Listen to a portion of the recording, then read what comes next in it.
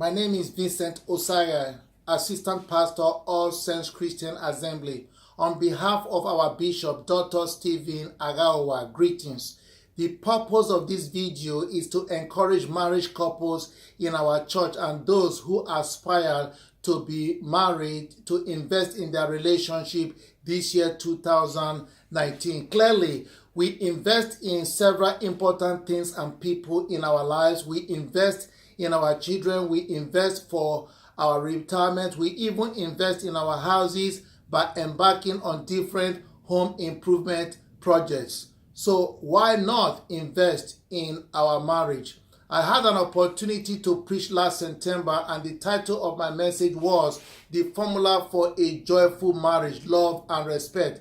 If you were not in church that Sunday, the video is available on YouTube. I encourage you to watch it.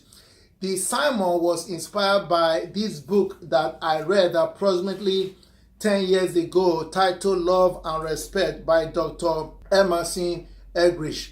This book was inspired by Ephesians 5:33, which says, however, each one of you also must love his wife as he loves himself, and the wife must respect her husband. In other words, this book, with a little bit more than 300 pages, explains only this Bible verse and its application.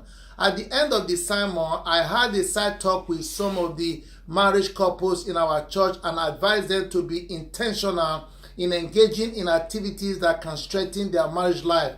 To that end, for this year 2019, our goal is that every couple in this church will read this book together at the same time, chapter by chapter. Not just read it, but reflect, discuss, and debate it together.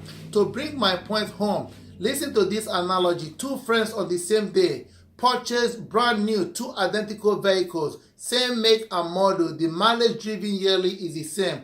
On one hand, Mr. A changes the oil in his car every 3,000 miles or 3 months, whichever comes first as recommended.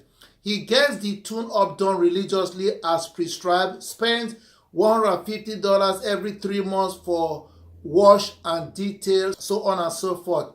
These activities cost Mr. A time and money. Mr. B, on the other hand, changes his car oil once every 2 years, never takes the time to tune up his car, hardly watches his car, let alone pay for detail. At the end of 10 years, I assure you the difference in the condition of both cars will be vastly different. Unfortunately, most of us treat our marriage like how Mr. B treats his car. No investment of time and money to improve our marriage, and then we wonder why our marriage is falling apart or why we are not having the marriage we have always wanted. Again, our goal is that every couple in this church will read and discuss this book together.